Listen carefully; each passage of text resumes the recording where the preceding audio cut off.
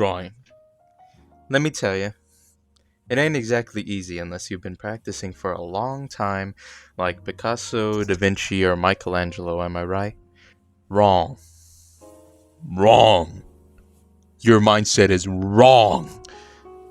Drawing should not be hard. It should be a shared talent or skill amongst everyone who wishes to know how to do it. Oh, but believe me, I know. Time.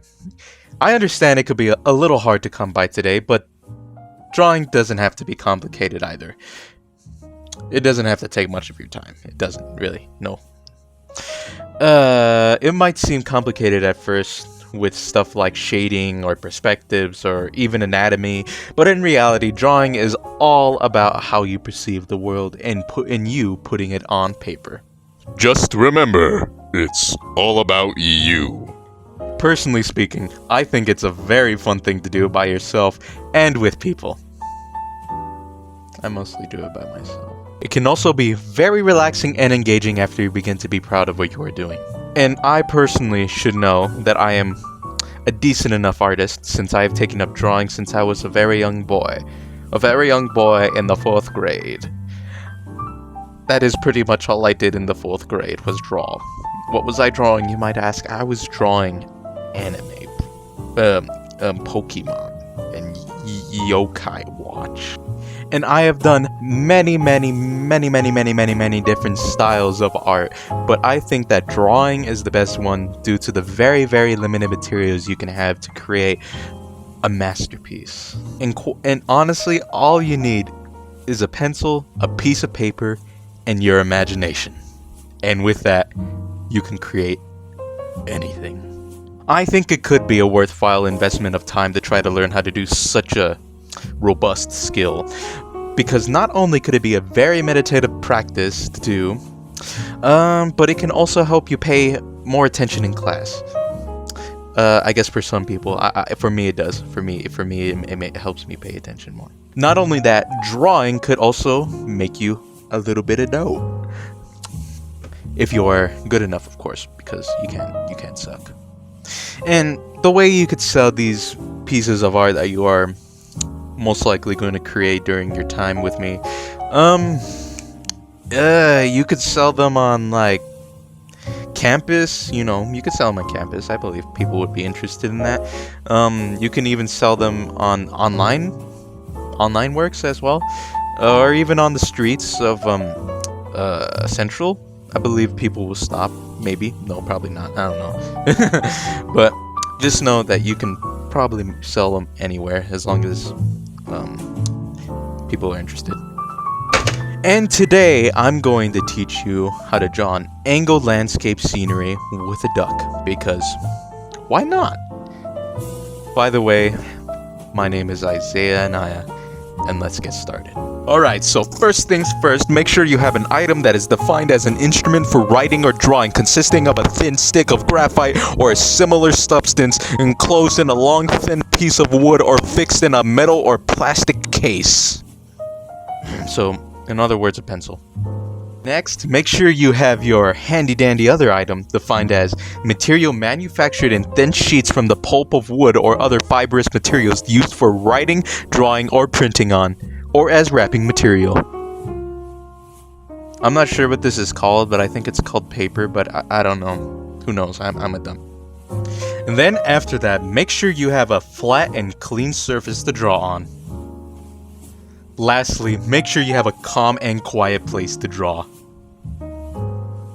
Or not, I mean, I don't know, maybe you like the loud environment of a highway or subway. You weirdo. You got the materials, and you got your atmosphere.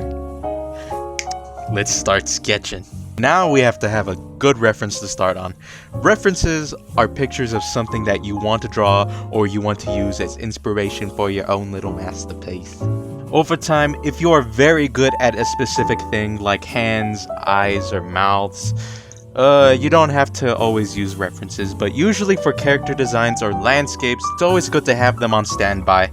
So today, we're gonna use this little landscape that I found on the internet. It's pretty, huh? And of course, you are welcome to use your own and not follow my instructions that I'm strictly giving you. You little rebel. Similarly to families, buildings, and makeup, we have to have a strong and durable foundation for our work. A foundation is very easy, and you are free to do mistakes. Your lines just need to look like they're shaping into something. Usually, people call these contour lines. I just call them guidelines or rough sketches. But basically, what I want you to do is get the overall shape of an object that you want to draw in your reference.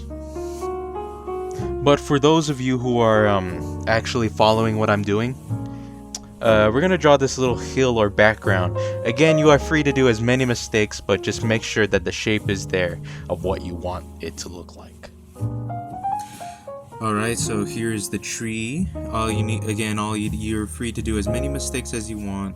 And again, I just want you to get the overall shape. This is what this is. That's basically the overall shape. Nothing, no like extra branches or anything, and of course the background or the hill. So for now, this is what we have. Let's get on to the next step. Yeah. Alright, next we're going to do something called perspective. This is when you sketch something that looks as if it's small or big, but in reality it's either far or close. So take for instance this tree here in the reference photo. It looks small, but it's actually just really, really far away, like my ex-girlfriend. And then look at this tree right here. It looks like it's the size of God compared to the ones in the back, but again, that's not true. The person that took the photo was just pretty close to the tree. Like how I want to be with my ex-girlfriend. Alright, so going back to step 2, roughly sketch the closer trees and farther trees in the back. And then we have here is just a very small tree, and the whole reason why it is small is because it's a little farther away, like I said. Alright, so following from the next step, we have to detail. A lot of artists like doing this since they can do whatever they want to the piece now. So what we're going to do here is just make branches. It is not going to be complicated like the reference, but there is going to be a lot of protruding parts. What we're going to do is make a big branch to start off from, and then make smaller branches from that big branch. We're just going to kind of connect the smaller branch to the little branch. And then after that, we connect more branches from that other smaller branch and just keep on going from there, just a rinse and repeat. And we do the same thing for the other tree as well. Oh, and by the way, I do not want to overwhelm you with like a lot of steps. So for now, I just want you to draw just the trees, the sky, and the ground. All right.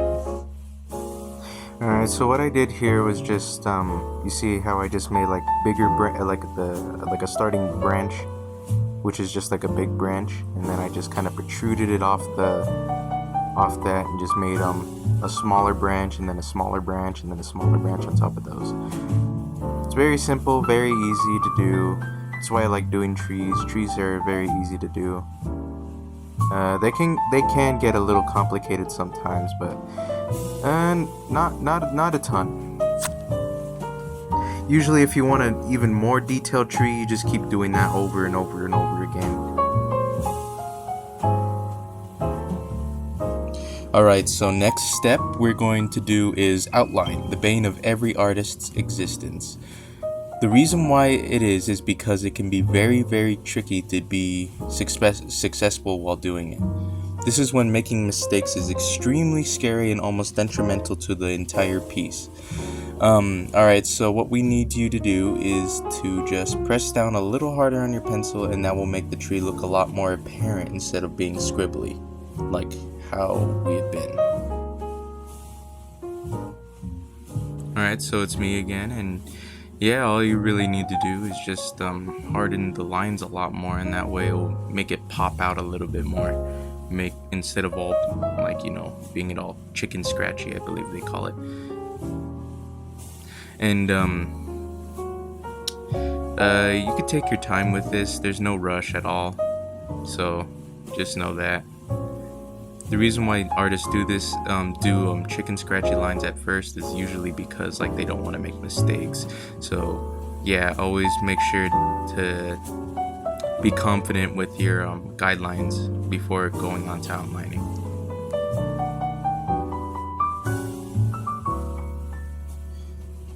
Alright, lastly, what we're going to need to do is to begin shading. All we need to do is to follow this thing right here. This is what we call a shading diagram. So notice how the light is coming from this direction, so that means we need to shade in this direction. So now we follow that rule and begin shading the trees in the ground. Lastly, sign your name on the bottom of the piece when you're done shading. So following that shading rule I said, the sun is coming from in front of the trees. So that naturally makes the trees, from where we're looking at it, completely black almost. So make sure to just draw it pretty black. Or if you want, you can just do it like that. Like how I'm doing it.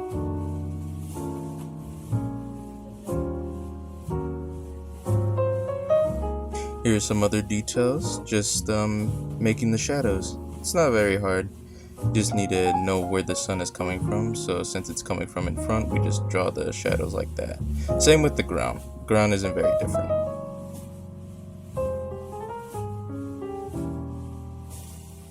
Sorry if this video wasn't exactly to your liking, but I am not exactly amazing at landscapes, but I tried my best, given the feedback that I was given in my audience survey.